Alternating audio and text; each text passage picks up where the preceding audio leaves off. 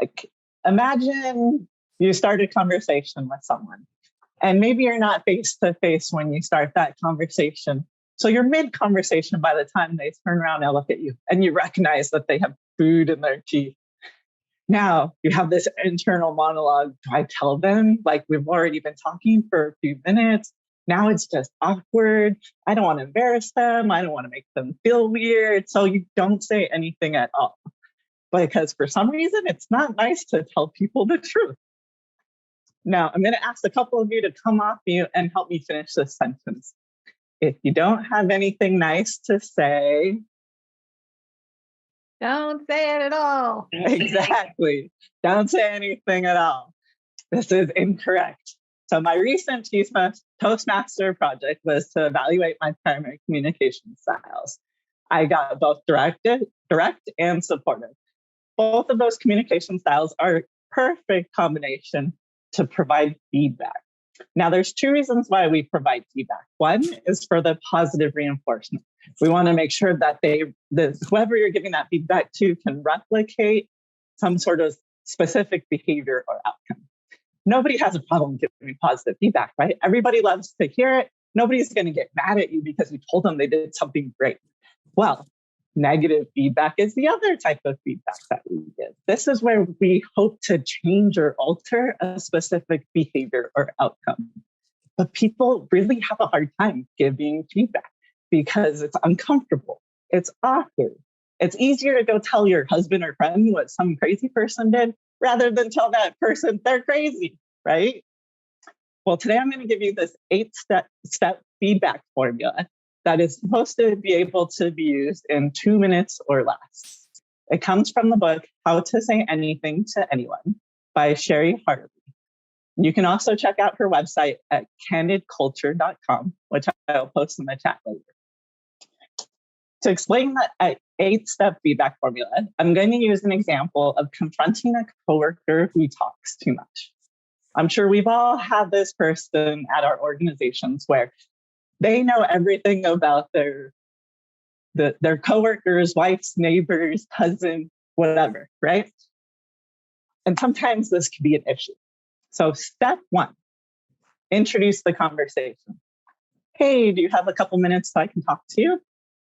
Step 2, state your motive.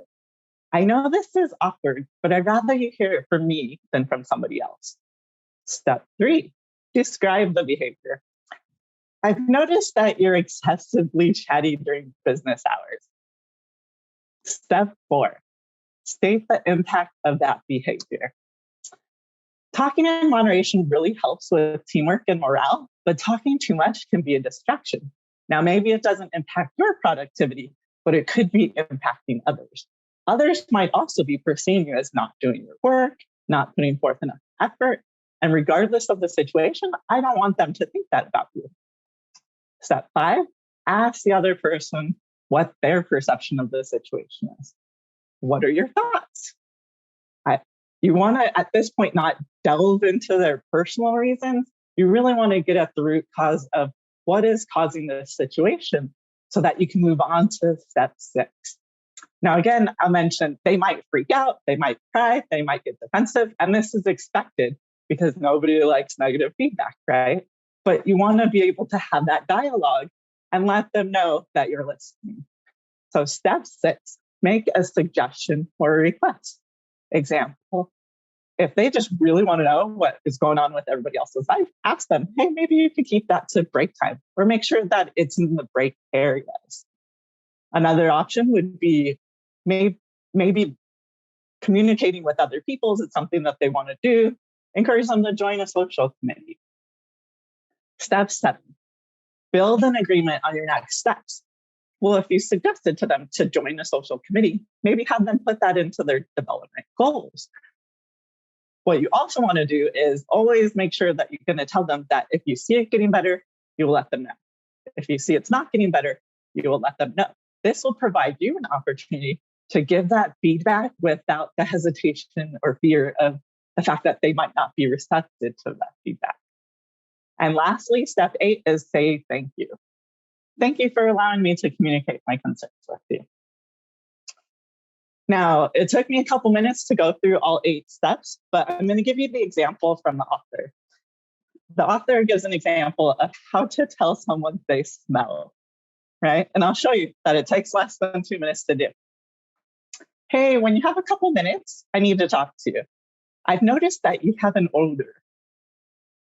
We work in a very small environment, and I never want somebody to not want to work with you because of this. I know it's awkward for me to mention this, but I'd rather you've heard it from me than from somebody else. What are your thoughts? Again, based on whatever they come back with, they might say, oh, I go to the gym before work. You might suggest, maybe try taking a shower before you come into work, right?